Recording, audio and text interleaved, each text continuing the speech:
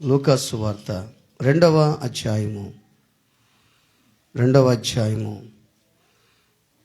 25వ వాక్యం చదువుదాం. లూకాసు సువార్త 2:25. యెరూషలేమునందు సిమెయోను ఒక మనుష్యుడుండెను. అతడు నీతిమంతుడును భక్తిపరుడునయుండి ఇజ్రాయేలు యొక్క ఆదరణ కొరకు కనిపెట్టువాడు. పరిశుద్ధాత్మ అతని మీద ఉండెను. అతడు ప్రభు యొక్క క్రీస్తును చూడక మునుపు మరణము పొందడని అతనికి పరిశుద్ధాత్మ చేత బయలుపరచబడి ఉండెను. చాలు.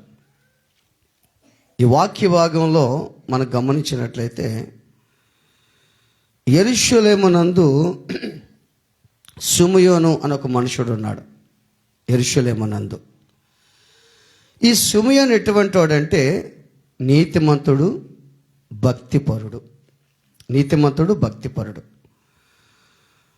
అదేవిధంగా అదే లూకాసు వార్త 1:6 అనుకుంటా. దాంట్లో చూస్తే జకరియా, ఎలిజబెత్ ఉన్నారు. వాళ్ళిద్దరు ఎటువంటి వీరిద్దరూ ప్రభు యొక్క సకలమైన ఆజ్ఞల చొప్పున, న్యాయ విధుల చొప్పునను నిరపరాధులుగా నడుచుకొనుచు దేవుని దృష్టికి నీతిమంతులు. ఎవరోళ్ళు? జకరియా, ఎలిజబెత్, ఇద్దరు భార్యాభర్తలు. ఇక్కడ సిమెయోను ఒక్కడి గురించి రాస్తాడు. ఈ లూకా శుభవార్త 1లో చూస్తే జకరియా, ఎలిజబెత్ గురించి మాట్లాడతాడు. జకరియా, ఎలిజబెత్ ఇద్దరు భార్యాభర్తలు ఎటువంటి వాళ్ళంట? దేవుని సకలమైన ఆజ్ఞల చొప్పున నిరపరాధులుగా, నిందారహితులుగా నడుచుకొనుచు వాళ్ళిద్దరూ నీతిమంతులై ఉన్నారు అని రాస్తాడు. బాగా ఆలోచించండి. కుటుంబాలలో భార్యాభర్తలు ఎలా ఉన్నారు ప్రశ్న వేసుకుందాం. భార్యాభర్తలు ఎలా జీవిస్తున్నారు కుటుంబంలో? నువ్వేమో నీతిమంతురాలివి, నీ భర్త ఏమో అనీతిమంతుడు. లేదా నువ్వేమో నీతిమంతుడివి, నీ భార్య ఏమో అనీతిమంతురాలు. ఈ విధంగా ఉంటే కుటుంబంలో ఉన్న బండి ముందుకు జరగదు. వీళ్ళిద్దరూ భార్యాభర్తలు జకరియా, ఎలిజబెత్ అమ్మ, వాళ్ళిద్దరూ పరిశుద్ధులుగా జీవిస్తున్నారు. నిరపరాధులుగా, నిందారహితులుగా దేవుని సకలమైన ఆజ్ఞల చొప్పున నడుచుకొనుచు నీతిమంతులుగా ఉంటే వాళ్ళిద్దరిలో, ఆ కుటుంబంలో ఎంత వేదన వచ్చినా, రోదన వచ్చినా, శోధన వచ్చినా వాళ్ళు దేవుని పొరపాటును కూడా దూషించరు వాళ్ళు. ఎందుకంటే వాళ్ళిద్దరు ఎటువంటి వాళ్ళు? పరిశుద్ధులు. అది అదేవిధంగా భార్యాభర్తల్లో ఒక పరిశుద్ధుడు, ఒకడు అనీతిమంతుడు, లేదా నీతిమంతుడు ఉంటే ఇద్దరు జరగరాంది జరిగితే ఖచ్చితంగా దూషిస్తారు. ఖచ్చితంగా. ఏం చేశాడు దేవుడు? దేవుడు మాకు ఏం చేశాడు? దేవుడు ఇటు ఎందుకు జరుగుతుంది? మాకు బాగా జరగదా? ఎన్నో సంవత్సరాల నుంచి పిల్లలు లేరు వీళ్ళకి. యాజకత్వం మానలేదు, ప్రార్థన మానలేదు, పరిచర్య మానలేదు. దేవునికి నమ్మకంగా జీవించే వ్యక్తులు వీళ్ళిద్దరు. ఆలోచించు. ఈ రోజున నీ కుటుంబంలో భార్యాభర్తలుగా నువ్వు ఎలా ఉన్నావు? భార్య పట్ల నీవు ఎలా నడుస్తున్నావు? భర్త పట్ల నీ వైఖరి ఎలా ఉంది? ఆలోచన చేయి. ఏ విషయమైనా ఒకటి గుర్తుపెట్టుకో, భర్త నీ యజమానుడు అంతే. భార్యని ప్రేమించాలంతే. నిష్ఠూర పెట్టకూడదు. వాళ్ళకి దాంపత్య హక్కులు ఇవ్వాలి. చాలా కుటుంబాల్లో ఉంటుల్లా ఆయనకి అంత లేదు, మొత్తం మన దగ్గరే మొత్తం తాళాలు ఉండేది అంటుల్లా. చాలా కుటుంబాలు అంటుంటారు ఆయనకి అంత లేదు, ఏమంటే రావటం పాటు మొత్తం మనమే మెయింటెనెన్స్. కొంతమంది ఏం తెలుసా, మొల్ల ఉంటే తాళం పురుషులుగా, కొంతమంది భార్యకి ఏం బట్టి వాళ్ళు, కొంతమంది భార్యని దగ్గరికే రాని వాళ్ళు. ఏదంటే మామూలుగా బత్తం తీసుకో తాగు, అదే కొంతమంది ఫ్రీ. వీళ్ళిద్దరూ పరిశుద్ధులు. ఇద్దరు భార్యాభర్తలు పరిశుద్ధులుగా జీవిస్తే ఆ కుటుంబం ఎట్టుంటుంది ఆలోచించి. పాపానికి చోటు అనేది ఉండదు. ఇంకా సాతానుడు ఏదన్నా వాళ్ళ కుటుంబంలో ఏదన్నా అగ్నిమంట వేసినా వీళ్ళు ప్రార్థన చేసి ఆరిపేస్తారు దాన్ని. ఎందుకంటే వాళ్ళు ప్రార్థనా పరులు కాబట్టి, వాళ్ళు పరిశుద్ధులు కాబట్టి. అదేవిధంగా మనం చూస్తే ఈ 2వ అధ్యాయం మనం చదివేప్పుడు సిమియోను ఒక భక్తి పరుడు ఎక్కడున్నాడంట ఆయన యెరూషలేము దగ్గర ఒక భక్తిపరుడు. ఎక్కడున్నాడంట ఆయన? నీతిమంతుడు భక్తిపరుడు ఉన్నాడంట. నీతిమంతుడు భక్తిపరుడు యెరూషలేము నందు. ఇప్పుడు మోపూరులో, నెల్లూరులో, చెన్నైలో, ఇప్పుడు మోపూరులో నువ్వు మందిరంకి వస్తున్నావు. నిన్ను ఎవరైనా సిమియోనులాగా నీతిమంతుడు భక్తిపరుడు అని నిన్ను అంటున్నారా? ఎలిజబెత్ లాగా అబ్బా ఆమెకి గర్భం రాకపోయినా, సంతానం లేకపోయినా, ఆమె ముసలామైన పొర్రపాటున కూడా దేవుని దూషించదని అంటున్నారా? ఆలోచించండి. నిన్ను ఎవరైనా సరే ఈ ఊర్లో, ఈ మోపూర్లో ఎన్నో మందిరాలు ఉన్నాయి.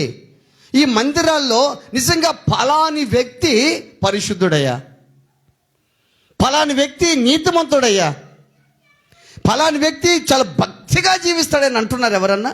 ఆలోచించు. అంటున్నారా? ఎవరు కూడా అంటంలే మన ఎవరు కూడా అంటంలే. కానీ సిమియోన్ని ఏమంటారు తెలుసా? ఏమంటారు సిమియోన్ని? ఆయన భక్తిపరుడు, నీతిమంతుడు, తర్వాత ఇజ్రాయేల్ యొక్క ఆదరణ కొరకు కనిపెట్టేవాడంట. అంటే ఇశ్రాయేలీయులు మారు మనసు పొందాలి, ఇశ్రాయేలు రక్షణ పొందాలి, ఆ రక్షణ కొరకు కనిపెడుతున్నాడంట. ఎవరైనా? యెరూషలేము నందున్నటువంటి సిమియోను. యెరూషలేము నందుంటే నా యెరూషలేము నివాసులందరూ కూడా రక్షించబడాలి, మోపూరు విశ్వాసులందరూ మారాలి. బాగా గుర్తుపెట్టుకో, నీ కుటుంబ ఆదరణ కోసం కనిపెట్టాలి, నువ్వు రక్షణ కొరకు కనిపెట్టాలి. నా భర్త మారలేదు, నా భర్త మారు మనసు పొందాలి. నా భార్య మారలేదు, భార్య మారు మనసు పొందాలి. నా బిడ్డలు మారలే, బిడ్డలు మారు మనసు పొందాలి. నా తల్లిదండ్రులు మారు మనసు పొందాలి. వాళ్ళ కోసం కనిపెట్టుతున్నావా? వాళ్ళ కోసం ప్రార్థన చేస్తున్నావా? ఆదరణ కోసం కనిపెడుతున్నావా? కొంతమంది ఆదరణకి కర్తలు కాదు, వాళ్ళు బాధకే కర్తలు. వాళ్ళు యోబంటుల మాట స్నేహితులతోటి, మీరు ఆదరణకి కర్తలు కాదురా నాయన, బాధకే కర్తలు మీరు అని అంటాడు. బాధ ఉంటే ఓదార్చరు వాళ్ళు, హ్యాపీగా ఉంటారు వాళ్ళు. ఇశ్రాయేలు క్షేమం కోసం, ఇశ్రాయేలు ఆదరణ కొరకు, ఇశ్రాయేలుకు రక్షణ కొరకు మారు మనసు పొందాలి, మార్పు చెందాలి అని వాళ్ళ కొరకు ఆదరణ కోసం కనిపెట్టే ప్రార్థనా పరుడు Simeon. Praise the Lord. Hallelujah. నువ్వు ఆలోచించి, నువ్వు ప్రార్థన చేస్తూ ఉంటావు, ఎవరెవరు మారు మనసు పొందలేదు, ఈ ఊర్లో ఎంతమంది మారు మనసు దేవునికి దూరంగా జీవిస్తున్నారు, ఎంతమంది రక్షించబడలేదు అనే వేదన నిన్ను వెంటాడుతుందా? వెంటాడటం లేదా? ఎవరికి వెంటాడుతుంది అది? నీతిమంతులు భక్తి పరులకు మాత్రమే వెంటాడుతుంది. ఎవరెన్ని సమస్యలను తట్టుకుంటారు? ఇద్దరు భార్య భర్తలు పరిశుద్ధులుగా ఉంటేనే తట్టుకుంటారు, లేకపోతే తట్టుకోలేరు వాళ్ళు. 1963 సంవత్సరం అంట, 63 జూలై ఎండింగ్లో, జూలై మంత్ ఎండింగ్లో, ఆ ఎండింగ్లో అమెరికాలో ఒక చక్కని అమ్మాయి ఉంటుందంట. చక్కని అమ్మాయి, ఆమె సినీ యాక్టర్, చాలా అందగత్తె. ఏదో పేరు, ఆమె పేరు మర్చిపోయాను నేను. చాలా అందగత్తె, చాలా అందగత్తె, అంత అందగత్తె ఆమె. ఆ అందాన్ని చూసి అనేక మంది ఇష్టపడ్డారంటే నేను పెళ్లి చేసుకున్నాను. అంత అందగత్తె ఆమె. బిల్లీ గ్రహం గారు ఫోన్ చేశారంట ఆమెకి. బిల్లీ గ్రహం గారు ఎవరైనా దైవ సేవకుడు. ఆ పేరు పెట్టి పిలిచి, అమ్మ నీతో ఒక విషయం మాట్లాడాలి, ఏసై మాట్లాడమంటున్నాడు, ఒక 5 నిమిషాలు నాకు సమయం ఇస్తాను, నీతో మాట్లాడతాను. ఫోన్ చేశాడంట. ఏసులేదో తెలిపో, నాకు అక్కర్లేదు, వద్దు, నాకు వద్దు, ఏసు నాకు అక్కర్లేదు, వద్దు, వదిలిపెట్టి నాకు వద్దు. వినలేదంట ఆమె.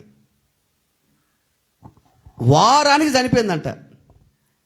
వారానికి చనిపోయింది. చాలామంది ఎట్లా తెలుసా పరిస్థితి ఈ రోజుల్లో, నేను ఎక్కువ సంవత్సరాలు బతుకుతాను, చాలా సంవత్సరాలు బతుకుతాను, జీవిస్తాను అనుకుంటున్నారు వాళ్ళు. కానీ నీ ఆదరణ, నీ రక్షణ కొరకు ఎంతోమంది నీ కోసం ప్రార్థన చేస్తున్నారు. నువ్వు రియాక్ట్ అవుతున్నావా? నువ్వు యేసు దగ్గరకు వస్తున్నావా? నువ్వు మారుతున్నావా? మార్పు చెందుతున్నావా? నువ్వు ఆలోచించాయి. ఇశ్రాయేలుకు ఆదరణ కోసం కనిపెడుతున్నాడు, దేవుని రాక కోసం కనిపెడుతున్నాడు, ఆయన రాకడ కోసం కనిపెడుతున్నాడు.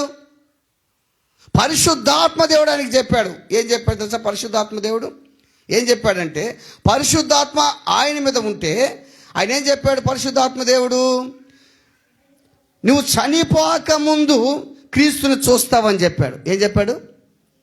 చనిపోక ముందు. అక్కడ ఏం రాసింది చదవండి. అడేం రాసి ఉంది? ప్రభు యొక్క క్రీస్తు చూడక మునుపు చాలు. మనం కరెక్ట్గా చెప్పుకోవాలంటే, చనిపోక ముందు నువ్వు క్రీస్తును చూస్తావయ్యా. అది నువ్వు క్రీస్తును చూస్తేనే చనిపోతావు, అంతే. క్రీస్తు వచ్చిన తరువాత నువ్వు క్రీస్తును చూస్తావు. పరిశుద్ధాత్మ బయలుపరిచాడు ఆయనకి. పరిశుద్ధాత్మ దేవుడు ఎప్పుడున్నాడు? పరిశుద్ధాత్మ దేవుడు ఎప్పుడున్నాడు చెప్పండి? ఆది నుంచి పరిశుద్ధాత్మ దేవుడు ఉన్నాడు. పరిశుద్ధాత్మ తండ్రి, కుమార, పరిశుద్ధాత్మ ముగ్గురు సృష్టిలో పాలిభాగస్తులు. ఆది నుంచి పరిశుద్ధాత్మ దేవుడు ఉన్నాడు. ఇంకా మనం బాగా ఆలోచన చేస్తే, మరియమ్మ దగ్గరికి ఎవరు వస్తారు? గబ్రియల్ దూత ఏం చెప్తాడు? దయాప్రాప్తురాలా నీకు శుభం, మరియా భయపడకము, నువ్వు పరిశుద్ధాత్మ వలన అది గర్భవతివై. అసలు పరిశుద్ధాత్మ కొత్త నిబంధనలో ఎప్పుడు వచ్చింది? మనకి ఎప్పుడు బాగా తెలుసు? అపోస్తుల కార్యాల్లో పెంతెకోస్తు దినాన పరిశుద్ధాత్ముడు దిగొచ్చాడని మనకు బాగా తెలుసు. కానీ అంతకుముందే ఏంది? పరిశుద్ధాత్మ కార్యాలు జరుగుతూ ఉన్నాయి. అంతకుముందు పరిశుద్ధాత్మ దేవుడు సిమియోనుకి పరిశుద్ధాత్మ ఆయన మీద ఉండెను. ఆ పరిశుద్ధాత్మ దేవుడు చెప్పాడు, నీవు క్రీస్తును చూడక మునుపు చనిపోవా, చూసిన తర్వాత చచ్చిపోతావు నువ్వు. ఇప్పుడు కానీ యేసు ప్రభు నీ దగ్గరకు వచ్చి, నా కుమారుడా నీకు నేను మంచి ఆయుష్ ఇస్తా, 90 సంవత్సరాల తర్వాత నువ్వు చచ్చిపోతున్నాడు అనుకో, మనం ఏం చేస్తాం తెలుసా? 89 దాకా హ్యాపీగా తిరుగుతామేమో. ఇంకోటి కూడా చెప్పాలి దేవుడు వాళ్ళకి. ఏమని? నీకు 90 సంవత్సరాల దాకా నీ యవ్వనం ఎట్టుంటుందంటే నిగనిగలాడుతుంటుందయ్యా. అబ్బా నువ్వు భలే బ్రహ్మాండంగా ఉంటావు. అప్పుడు మోషేకి ఎంత వయసు చచ్చిపోయేటప్పుడు? ఎంత చెప్పండి? 120, 120 సంవత్సరాలయ్యా. ఆయనకి దుష్టిమాంద్యం తగ్గలేదు, సత్తు తగ్గలేదయ్యా. అట్టుంటావు అని చెప్పారనుకో, ఇక చూసి ఎదురేముంది కన్నా. 90 తర్వాత చచ్చిపోతాం దేవుడు చెప్పాడు అనుకో, 90 అయిపోయింది అనుకో, అప్పుడు ప్రభువా దొంగకు కూడా మారు మనసు ఇచ్చా కదా రెప్పపోవటం నాయనా అంటే అన్నీ చేసేసి గుర్తుపెట్టుకో, నిజంగా దేవుడు నీకు నాకు కానీ చెప్తేనా? కొంతమందికి కానీ చెప్పాడు కదా దేవుడు, నువ్వు 85 సంవత్సరాల దాకా నీకు దోకే లేదు పో అన్నాడు అనుకో, 84 దాకా తినుము త్రాగుము సుఖించము, 85 పెట్టిందనుకో, ఇక అప్పుడు బైబిల్ తీసుకుని బైబిల్ చదువుకుంటాం. ప్రభువా నీకు స్తోత్రము నాయనా, నీకు స్తోత్రం అయ్యా, అందరూ గుడికి రండి, అందరూ చర్చికి రండి. దేవుని బిడ్డలారా ఆలోచించి, పరిశుద్ధాత్మ వీరికి చెప్పాడు. ఎవరికి?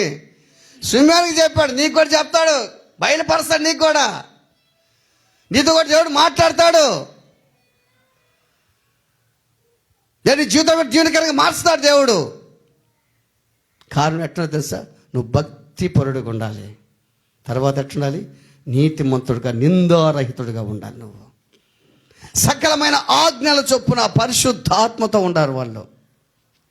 బాగా ఆలోచించి, యేసు ప్రభు పుట్టిన తర్వాత ఎవరు చూస్తారు? ఫస్ట్ ఆ గొల్లల దగ్గర గొల్లలు జ్ఞానులు మనం చెప్పుకుంటాడు. గొల్లలు జ్ఞానులు తర్వాత ఇంకా అనేక మంది సంతోషించారు. అనేక మంది ఏందో అనుకున్నారు. దేవదూతలు ప్రకటన చేశారు, ప్రచురం చేశారు. దేవదూతలు సువార్త ప్రకటించారు. దేవదూతలు గొల్లలు సువార్త ప్రకటించారు. రెండోది ఎవరు చూశారు? సిమియోన్ యేసుని చూశాడు. ఆ క్రిస్మస్ తెచ్చిన యేసును చూశాడు సిమియోన్. Praise the lord. ఆ యేసుని చూశాడు సిమియోను. క్రీస్తుని చూసిన తర్వాత నువ్వు చనిపోతావు సిమియోన్ అని చెప్పాడు దేవుడు, పరిశుద్ధాత్మకి చెప్పాడు. అప్పటిదాకా ఏం చేస్తున్నాడు ఆయన?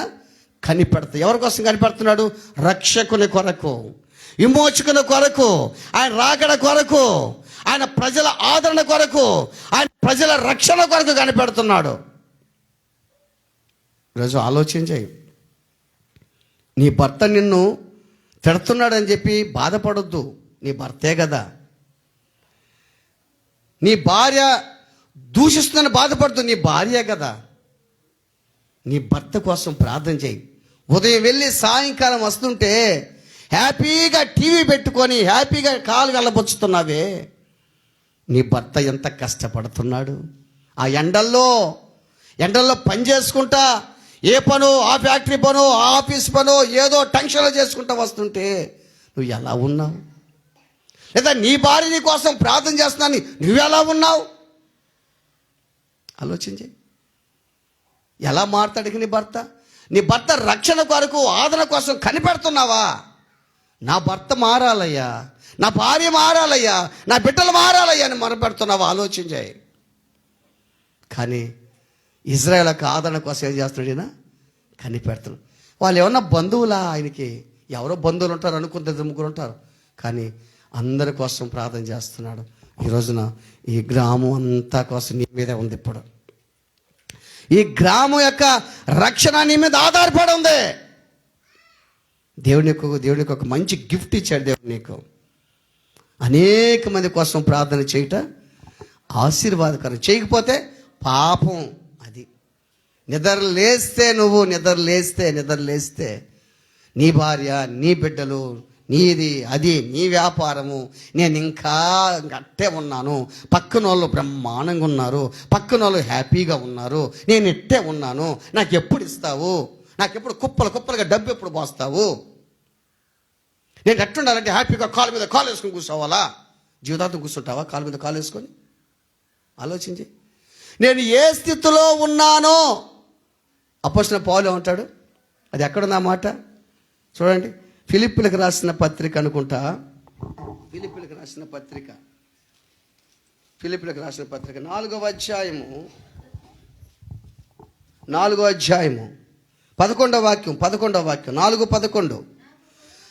నాకు కొదువ కలిగినందున నేను ఇలాగ చెప్పటం లేదు, నేను ఏ స్థితిలో ఉన్నానో ఆ స్థితిలో సంతృప్తి కలిగి ఉండ నేర్చుకున్నాను చాలు. నేను ఏ స్థితిలో అయితే ఉన్నానో బాగా ఆలోచించేయి. భూలోకంలో ధనవంతుడు ఎవరు తెలుసా? ఎవరు చెప్పండి? చెప్పాలా? భూలోకంలో ఇప్పుడు బాగా గుర్తుపెట్టుకో సార్, అంత కూడా వద్దు. మన సజీవుడైన క్రీస్తు పరిచర్య ఈ మందిర విశ్వాసుల ధనవంతులు ఎవరు? ఉన్న దాంట్లో తృప్తి కలిగి జీవించడం వాళ్ళే ధనవంతులు. అంతా చప్పలు కొట్టండి. ఇప్పుడు మా పరిస్థితి ఎట్టుంటుందంటే, మా పరిస్థితి మొదటి నుంచి పూరిళ్ళు. ఆ పూరింట్లో పాములు రావటం, నేను ప్రార్థన చేసిన పాము కూడా ఎక్కిపోయింది నా మీద. ఇది నాకు కట్టి కూడా ఎక్కిపోయింది. తర్వాత ఇంకా ఏదేదో సమస్తం ఆ పురుగులు పట్టడం, పైనుంచి అంతా పోవటం మొత్తం. ఆ ఇల్లు ఇప్పేటప్పుడు నాపురాలు తీస్తాం, నాపురాల కింద పాములు ఉన్నాయి. అంటే అన్ని సంవత్సరాలు మేము పాముల మధ్య జీవించాం, వాటి మీద జీవించాం. అప్పుడు ఎందుకు చంపేలేదు పాస్టమ్మ దేవుడు అనుకోవచ్చు మామూలుగా. సరే, ఆడి నుంచి హుడ్డోస్పేటకి వెళ్ళాం. హుడ్డోస్పేటకి ఆడికి వెళితే ఆడికి సరిగా వాటర్ ఇప్పుడు వాటర్ కొంత బాగున్నట్టుందిలే. ఆ నీళ్ళు ఈ నీళ్ళు ఆ నీళ్ళు తాగి, ఆ బాతులు తిరిగి నీళ్ళు తాగి ఒళ్ళంత కనుక చూసుకో, కడుపులో ట్రబులే మాకు. ఇంకా ఆ ఇల్లు సమస్య ఆ ఇంటి. ఆ నుంచి మళ్ళా అల్లూరులో బాడుకొచ్చాం, మా ఊర్లో బాడుకొచ్చాం, మా ఊర్లోనే బాడుకొచ్చాం. బాడుకొస్తే అంత ఊరిపే. ఇంకో ఇంటికి వెళ్ళాం, అది కూడా ఊరిపే, పొడి పొడిగా రాలుతుండేది, అది కూడా ఊరిపే. అదంతా అయిపోయింది. అది అయిపోయి ఈ ఊరికి వచ్చాం, ఆ రజకింటికి వచ్చాం, అది కూడా అంతే. పాస్టమ్ అన్నది మన పరిస్థితి, అప్పుడు అన్నది మన పరిస్థితి ఏంది, మనకి ఏ ఇల్లైనా కానీ సరిగా ఉండటం లేదే, ఎందువల్ల, ఏంది అసలు మన పరిస్థితి? సరే మందసరి పూరీలు వదిలేద్దాం, ఉడ్డోస్పేటలో ఆడు కట్టుకున్న అది పూరీలు అది కట్టుపోయింది, వదిలేద్దాం. ఆ ఇంట్లోనే నాగభవన్ చేరిపోయింది, మా ఇంట్లో నాగభవన్ చేరిపోయింది మా ఇంట్లో. అది మోపూర్లో, అది ఉడ్డోస్పేటలో రాజారావు వచ్చి చంపేశాడు దాన్ని. సరే అల్లూరుకు వచ్చాము, 2 ఇళ్ళు అయితే మళ్ళీ మిద్దిళ్ళు మళ్ళీ 2 అయినా కానీ పొడి రావటము, ఉరవటము అన్నీ మొత్తం. ఏడకొస్తే ఏడు కూడా వాన వస్తుంటే నీళ్ళన్నీ ఇంట్లోనే జల్లు. అసలు ఏంది మన పరిస్థితి? ఇల్లు కట్టాం.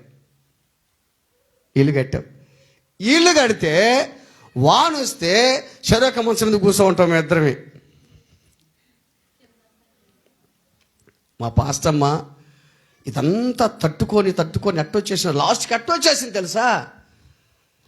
దేవుని చిత్తానికి ఉండాలనిపించింది, దేవునికి అంతే అనిపించింది, అంతే. ఆ మాట అన్నారు, దేవుని చిత్తంలో మనం ఇట్టు ఉండాలంతే. ఇప్పుడు బాగా నాకు నిజంగా కూడా లగ్జరీ లైఫ్ మీద నాకు ఇష్టం లేదు. లగ్జరీ లైఫ్ ఉండాలని, లగ్జరీగా ఉండాలని, ఏదేదో చేయాలని నాకు ఇష్టం లేదు. నాకు అందరు తెచ్చి పెడతా ఉంటారు, తిను సార్ అని, తినలేకపోతుండా. అన్నీ తెచ్చి పెడతా ఉంటారు పాపం నాకు అందరూ. తిను సార్ అంటారు, తినలేకపోతుండా, సకరించటంలే. అసలు ఈరోజు నేను ఆరాధన చేద్దాం అనుకున్నా, దుఃఖం పొంగుకొస్తుంది నాకు. ఈరోజు ఉదయం నుంచి రాత్రి నుంచి నా పరిస్థితి బాగలేదు. రాత్రి నుంచి ఒకటే వేదన, ఒకటే ఆలోచన. అందుకే బాబుకి ఇచ్చి ఆరాధన ఈరోజు. అందుకే నేను ఆలోచన చేశా, ఏ స్థితిలో అయితే ఉన్నానో అదే నేను నేర్చుకోవాలంతే. నా పరిస్థితి ఇది. మిద్దెలు పడలే, మేళ్ళ పడలేదు, పురుగుడిసి చాలు. ఈరోజు మిద్దుందని పురుగుడిసి మర్చిపోతున్నావేమో, గుర్తుపెట్టుకో. ఈరోజు బాగున్నావులని చెప్పి అది మర్చిపోతున్నా, జ్ఞాపకం చేసుకో.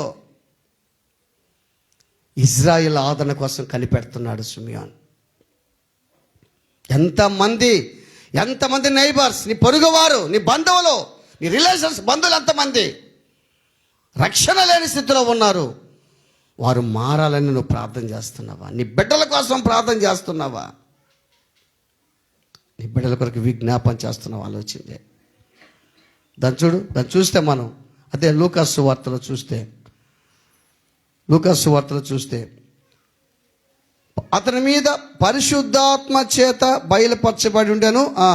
తర్వాత ఆత్మవశుడై అతడు దేవాలయములోనికి వచ్చెను. ఎక్కడికి వచ్చాడంట?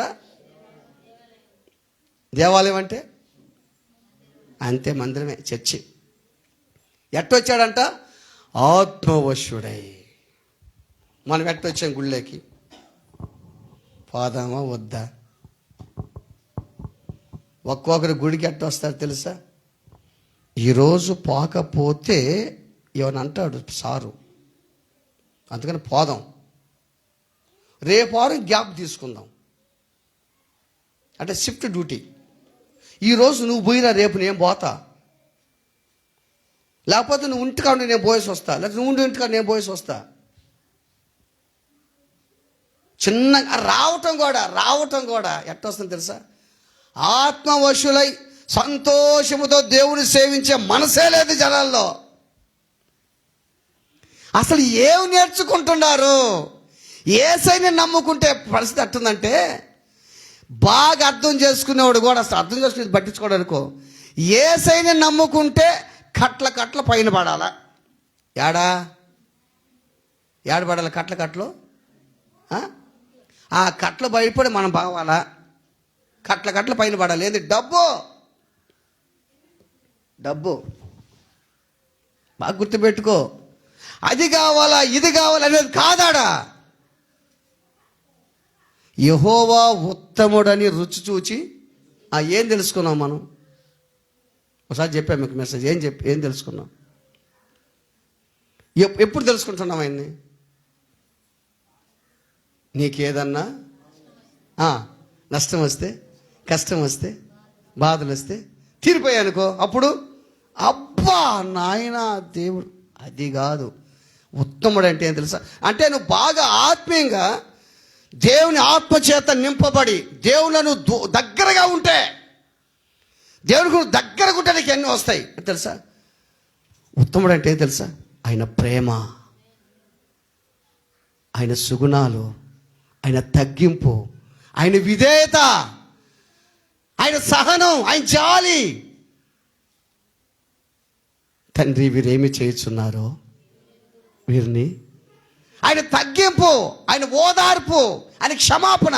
ఇది ఉత్తముడని తెలుసుకునేదానికమ్మా. ఇది ఉత్తముడని తెలుసుకునే దానికి. బాగా గుర్తుపెట్టుకో. విషయం చెప్తాను మీకు, ఇప్పుడే జ్ఞాపకం చెప్తున్నా మీకు. ప్రతి విశ్వాసం ఎలా ఉండాలి తెలుసా? ప్రతి విశ్వాసం ఎలా ఉండాలి తెలుసా? నీ గదిలో ప్రార్థన ఉండాలి. ఏముండాలి? నీ గదిలో ఏముండాలి? నీ మదిలో దేవుడు ఉండాలి. నీ మదిలో దేవుడు ఉండాలి. నీ ప్రవర్తనలో పరిశుద్ధత ఉండాలి. అది నీ ప్రవర్తనలో ఏముండాలి? పరిశుద్ధత ఉండాలి. గదిలో ప్రార్థన.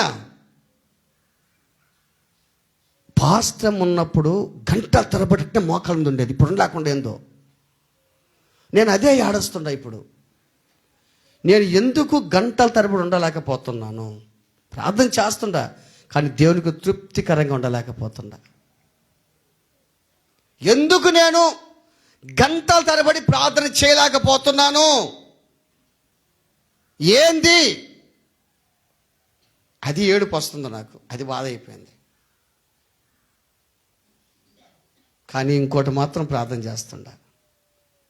నీ సేవకురాలు నాకు చూపించని ప్రార్థన చేస్తుండా. నువ్వే నాకు కనపడని ప్రార్థన చేస్తుండా. ఇంకోటి కూడా చెప్తుండా దేవుడికి, నువ్వు నాకు కల్లో కనిపిస్తే నాకు జ్ఞాపకం ఉంటాంలా, నువ్వు డైరెక్ట్ నాకు కనపడాలని చేస్తుండా. నేను కళ్ళు మూసుకో ప్రార్థన చేసి నాకు కనపడాలి. నాకు దర్శనం ఒకసారి నీకు ఇచ్చున్నావు కదా, నాకు కనపడాలంతే. దేవుని బిడ్డ ఆలోచన చేయి. ఆత్మవశుడై ఎక్కడికొచ్చాడు ఆయన? నిజంగా మీరు దేవుని ఆత్మ చేత నింపబడ్డారు కాబట్టి దేవాలయంలో ఉన్నారు మీరు. ఆమేన్. హల్లెలూయా, హల్లెలూయా. ఆత్మవశులై ఉన్నారు కాబట్టి మీరు దేవాలయంలో ఉన్నారు. నేను బాగా గమనిస్తున్నా విశ్వాసుల ఐక్యత ఎప్పుడు ఉంటుందంటే, ఇప్పుడు కేరళ పార్టీకి పోతే భలే ఐక్యత ఉంటుంది మనలో. కేరళ పార్టీకి పోతుల్లా వడిగా ప్రభు చెంతకు చేరేదా, ప్రియమార ప్రభు యేసును గాంచదు. వెళ్ళిపోతా ఉన్నాం. ఎక్కడికి? కేరళ పార్టీకి. అంటే పదం. రెండోది, వంటలు చేసుకుంటున్నాం అనుకో. వంటలు చేసుకుంటే ఎట్లుంది మనలో ఐక్యత. ఇంతమంది మీరు వంటలు చేస్తున్నారు, ఇంతమంది సువార్తకు పోతున్నారు, ఇంతమంది అక్క అన్న తమ్ముడు మనందరం కలిసి ప్రార్థన చేత నమ్మకం ఇలా ఉందా? చేస్తున్నావా? సువార్త అంటే మనం కేరళ పట్టుకు పోతున్నాం, మంచిదే. నేను తప్పట్టం లేదు. వంటలు చేసుకుంటున్నా తప్పట్టం లేదు, మంచిదే. అదే జనం మీరు మాట్లాడుకొని చర్చలు మనం ఏం చేయాలి అని ఉందా మీకు? లేదే, అది లేదే.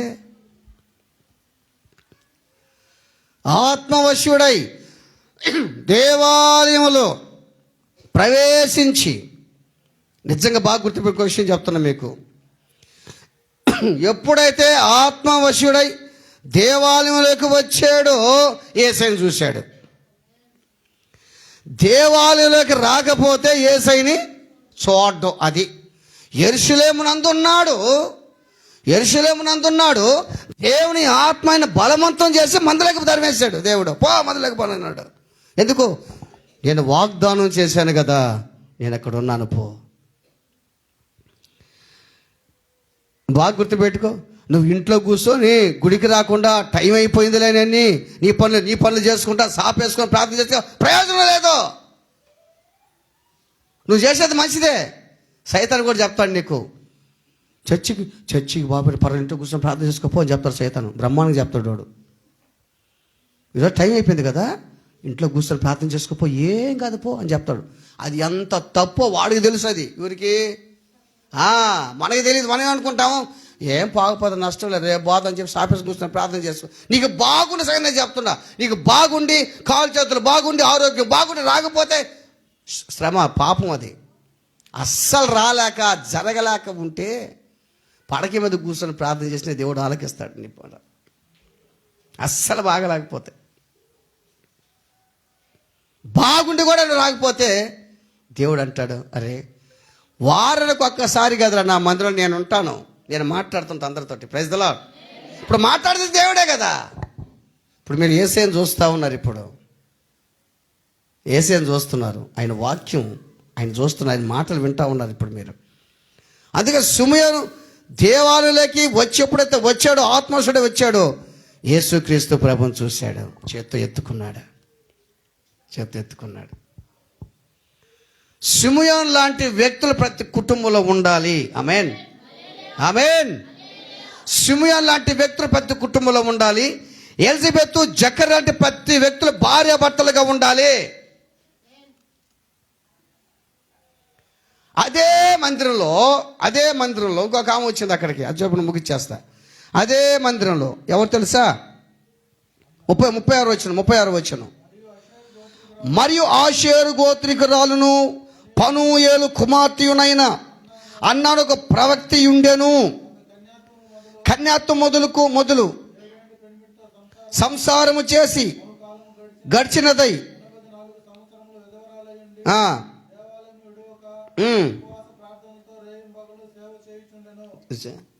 ఎన్ని సంవత్సరాలకి?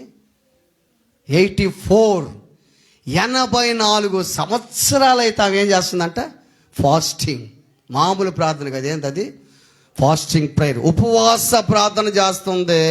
నువ్వు బాగుండావే, నువ్వు అసలు గుళ్ళోకి వచ్చి గుళ్ళో ప్రార్థన చేస్తుండావా? నువ్వు పరిచర్య చేస్తుండవు, చిమ్మతుండవు, కళ్ళెపు జల్లుతుండవు, శుభ్రం చేస్తుండవు, అన్ని చేస్తుండవు, మంచిదే కాదంటోలే. నేను ప్రార్థన చేస్తుండవు మోకరించి. అదే కదా దేవుడు కోరుకునేది. నువ్వు కోరుకునే దేవుడు అదే కదా. మందిరం శుభ్రం చేయాలి, మంచిదే కాదంటంలే. పెన్ ఉంది, ఈ పెన్ కాస్ట్ ఒక 500 అందుకున్నాం మొత్తం, అనుకుందాం. మంచి పెన్ అనుకుందాం. ఈ పెన్నుని పట్టుకొని, దేవుడు నాకు మంచి పెన్ ఇచ్చాడు తుడుచుకుంటుంటే అట్ట ఏం చేయాలి? పెన్ తోటి అది నాకు పెన్ ఇచ్చాడు దేవుడు, మంచి పెన్ అని చెప్పి తుడుస్తూ ఉంటే అట్టుంటుంది.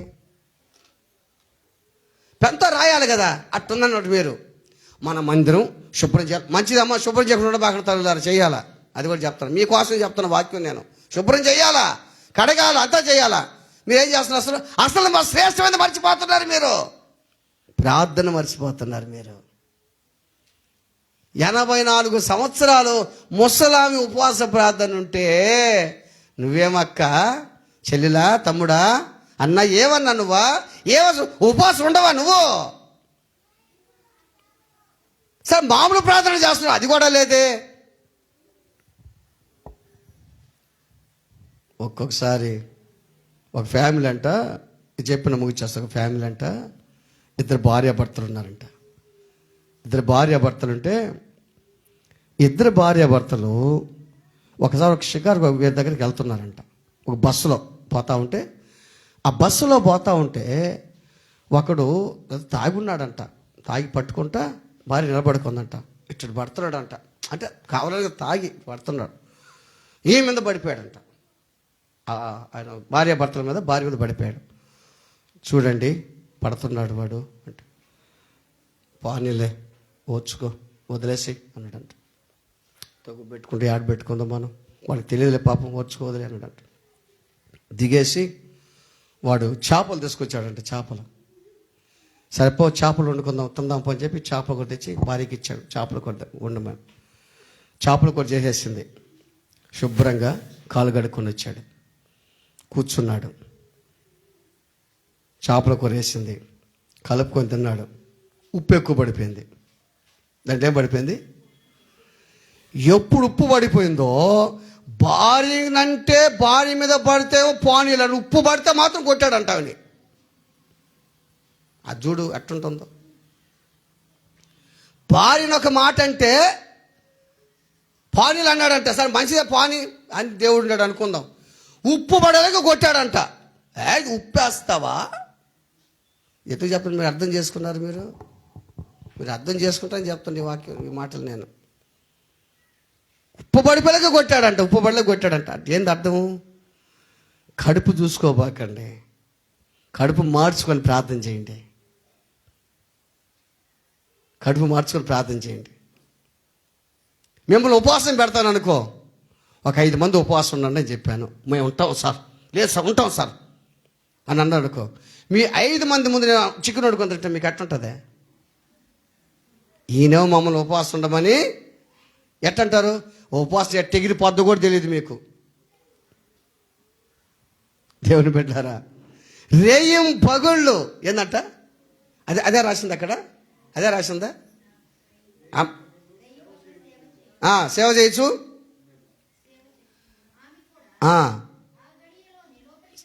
చాలమ్మా.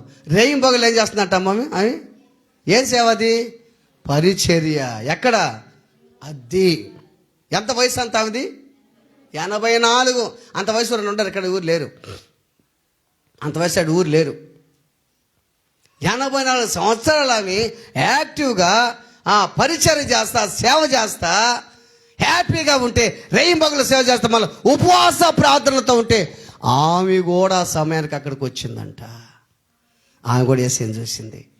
దీనికి కారణం ఏంటంటే దేవుని మహిమ, దేవుని ప్రసన్నత, ఆయన పరిశుద్ధాత్మ శక్తి, ఆయన వాక్కు, ఆయన విధేయత, ఆయన నీతి నిజాయితీని చూడాలంటే నువ్వు మందిరంలోకి రావాలంతే.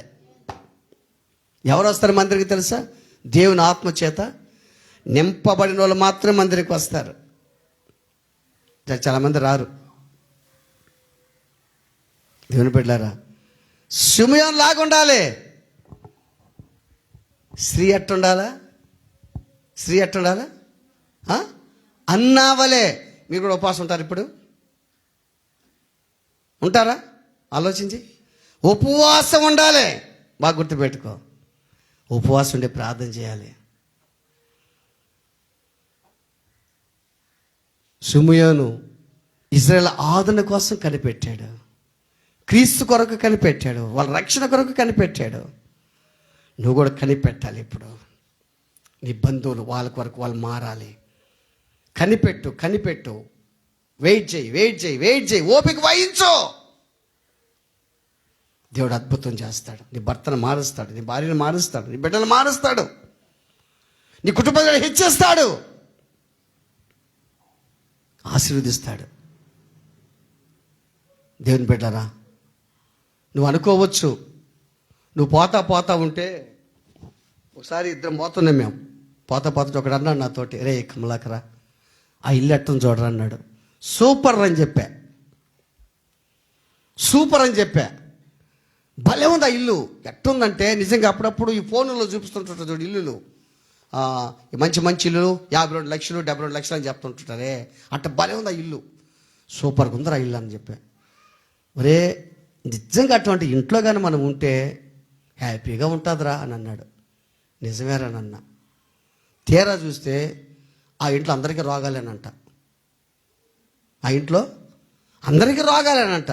బాగా గుర్తుపెట్టుకో. డబ్బు భలే జబ్బు అని. డబ్బు మీకు ఉండకూడదని చెప్పను, డబ్బు ఉండటం మంచిదే, కానీ అవసరాలు కావాలి కదా, ఇది కొరకు డబ్బు కావాలి కదా, మంచిదే. డబ్బుని ప్రేమించబాకు, యేసయ్యని ప్రేమించు. డబ్బిచ్చే యేసయ్యని ప్రేమించు.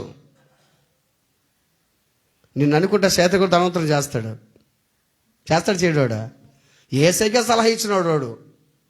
నాకు కానీ మొక్కితే ఈ లోక రాజ్యం మొత్తం నీకు ఇస్తాను, నీకు ఎదురిస్తాను అన్నాడు. అటువంటి వాడు వాడు కూడా బాగా గుర్తుపెట్టుకో. యేసయ్యని నమ్మినోడందరూ కూడా నన్ను వెంబడించేవాడు ఎట్టుండాలంట? ఆయన వెంబడించేవాడు సిలువను ఎత్తుకొని వెంబడించాలంటే శ్రమ, శోధన, కష్టాలు. ఇదే మళ్ళీ పరలోక రాజ్యంలో చేరుస్తుంది. Praise the lord. ప్రార్థన చేసుకుందాం. తల ఉంచి కళ్ళు మూసుకుందాం. అందరూ పైకి లక్షలు